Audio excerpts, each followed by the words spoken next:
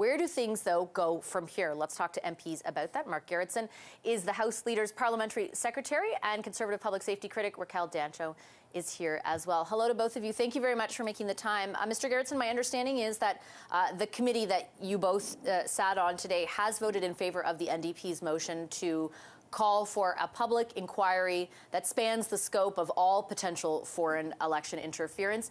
Will your government support that? Is your government prepared to support that? Well, I mean, we'll see what comes out after the committee reports back to the House, which it hasn't done yet. But I would say that, although foreign interference is something that we seem to be talking about now, and the media is talking a lot about it, this is something that the government has been seized with since 2015. We've introduced a number of measures knowing that foreign interference happens in Canada and around the world. It's a question of how we're going to respond to it. So by setting up things like the special panel that is activated during a writ period that has the authority to oversee and to act on foreign interference. That's one tool that the government put in place. We put in place NSICOP, which is the National Security Advisory Committee of parliamentarians that has the ability to look at what would otherwise to committees be classified information, to have that oversight themselves. So this government has been seized with it for 7+ years. It's nothing new, I guess is what I should say. Nothing new for you, perhaps. But, and I take your point that your government has done stuff to combat it and to determine if it affects our elections. But despite all of that, because of the allegations that have surfaced in the public, there are genuine concerns among Canadians about the potential. In fact, Angus Reid polling points out that 53% of Canadians right now are worried about the potential impact on our democracy. Yep. Instead of continually kind of dismissing those concerns because you've done other stuff, why not just say, okay, if it will help people believe in the integrity of our system, let's just do an inquiry? Well, listen, to start with, I mean, yes, we've been doing that stuff, but this is not to say that we're dismissing concerns. We fully, are seized with the concerns that are out there. But you refuse to do more than you're doing right now. But you heard the commissioner say at committee today, a number of experts and witnesses that came forward. In your opening clip, you had the RCMP saying there was nothing that constituted further investigation into this. So I think that it's pretty clear in terms of that the last election was decided by Canadians and Canadians only. There wasn't any threat that was deemed to be actionable, and that the process that we have in place worked.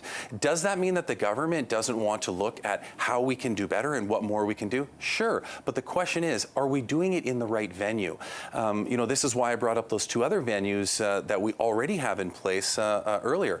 We have venues in place to properly study and analyze in an environment where we can respect the confidentiality of the information that we have to look at.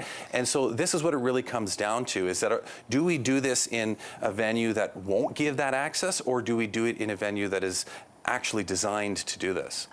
Ms. Dancho, we heard today from the head of CSIS, Canada's spy agency, who said, and I'll circle back to some of Mr. Gerritsen's points in a second, but we heard from David Vigneault, who confirmed essentially what the site panel had asserted in 2019 and 2021, that the outcome of the election was not impacted. If the head of Canada's spy agency is saying that, and of course it's their intelligence that we are all reacting to through the Globe and Mail's reporting, then why would an inquiry still be necessary? I think certainly we saw from the leaked CSIS documents that was reported by the Globe and Mail a few weeks ago that there were significant impacts on several seats held by Conservatives that were then lost to Liberal candidates. And so I think it's important that the public be made aware of the details of those allegations and the impact that they had on Conservative seats. Again, the CSIS report said that there was a strategic effort by Beijing to support a Liberal minority win and a defeat of Conservative candidates. Quite a serious report out of CSIS, and to see Liberals continuing to downplay the severity of this, and they point to a committee or a report that they struck. Well, we know that the report was headed up by the former president of the Trudeau Foundation when they received hundreds of thousands of dollars from Beijing. So far what they've done has not resulted in any safeguard of those MPs who lost their seats as a result, at least in part, to Beijing election interference, pardon me.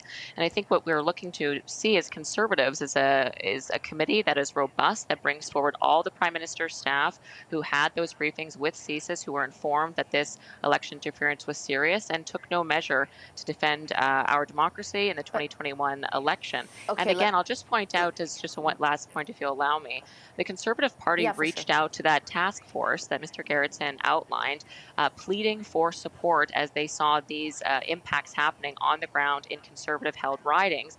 And that task force did nothing to support them.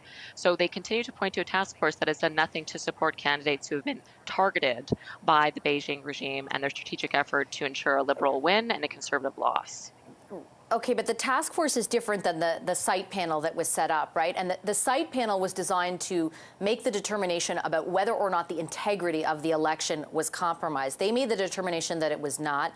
CSIS, the head of CSIS today echoed that determination. And I take your point about the seriousness of the allegations. Like I said to Mr. Gerritsen, I think Canadians are troubled to see that. I interviewed Kenny Chu, one of the candidates, one of the Conservative candidates rather in question.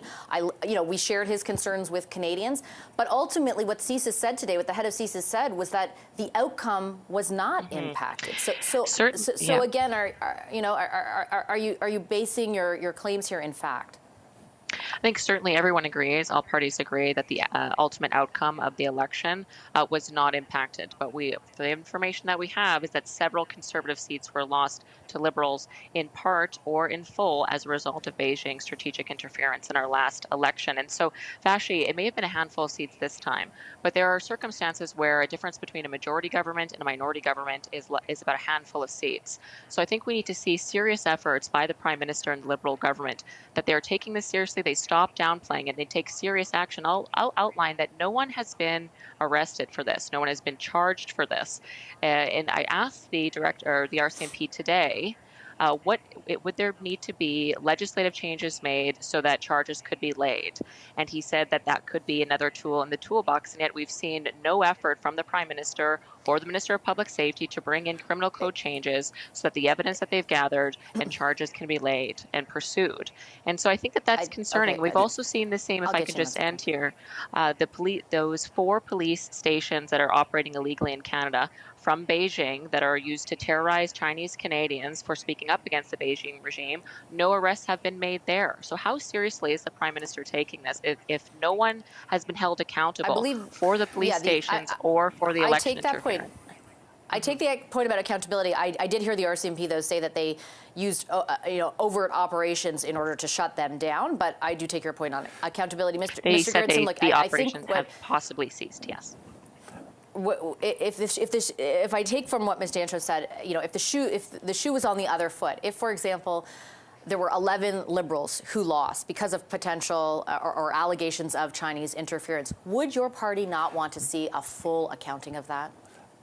But what Ms. Dancho said is not correct. She just said that a number of seats were lost to Conservatives as a result of foreign interference. No authority has actually confirmed that. As a matter of fact, in committee today and repeatedly in committee yesterday, the exact opposite has been said by CSIS, the RCMP, the Commissioner of Elections, the CEO of Elections Canada. Everybody's saying that the integrity of the election was upheld. The election was free and fair. Even you just said that the election was free and fair, and that the integrity was. I'm quoting the CSIS director, yeah. but I think I agree that you can't know what you can't know. Nobody is saying those 11 ridings were decided.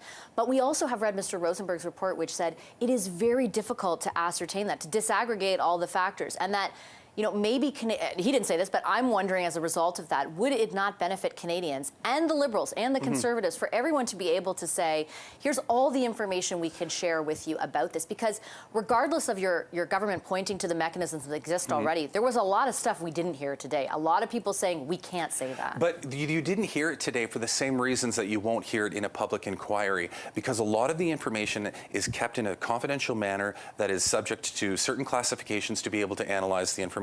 So I guess my concern is that if we truly want this to be a non-partisan exercise, and I believe that we do, because this is something that is the foundations of our democracy, then we have to look at it through a non-partisan lens, and we shouldn't be trying to take cheap shots politically on this. What we should be doing is saying, what's the best way, based on the expert advice, to go about analyzing the information and bringing it to if a judge-led inquiry is it, will you do that? If a judge-led public inquiry is it, will you do that? If experts said that, but all the experts are saying that it's not, that you're not going to get any more information in a public inquiry than you would get in the committee today. And that's what we've heard. That's what we've continually seen. I have like 30 seconds left. I'm already really going long. Ms. Dancho, I want to give you a chance to have a final word if you don't mind. On that point, look, it is true. We did hear from Jody Thomas. She's not going to be able to say more in a public inquiry than she would here. It sounds like the preference for a venue would be that committee made up of MPs who are kind of sworn to secrecy, who have a higher level of access to classified information. Would your party be open to an inquiry happening there? No, I think we need to have sunlight on this. Canadians deserve to know the truth about this. And ultimately, our hard line as Conservatives is that any lead of the Commission needs to be agreed to in all parties. No longer can we have Liberal insiders who were heading up the Trudeau Foundation when they received hundreds of thousands of dollars from Beijing. We need to have an independent, nonpartisan lead of that. And yet we're not seeing agreement from the Liberals or the NDP who are supporting them in this. Also, I will say, Vash, just to conclude, that an inquiry could take years for Canadians to get answers. We need answers today as well. And that's why Conservatives are pushing so hard at committee to ensure that all Prime Minister's office staff that were in briefings with CSIS and others be brought to committee to answer to Canadians what they heard, when they learned, and why they didn't act on it. And I will say, just to conclude, that the Prime Minister has repeatedly said he was never briefed by this, and yet we see now Jody Thomas, who you mentioned just yesterday, saying, no, he was briefed on several occasions. So we certainly need better accountability from Justin Trudeau and the Liberal government, and we do believe that includes his head staff. And I will just mention that the Chief of Staff to the Prime Minister has been a central authority in campaigns since 2015. She needs to come and answer to Canadians what she knows. Okay, I'll leave it there. I do appreciate both of you making the time for this discussion, Raquel Dancho and Mark Gerritsen.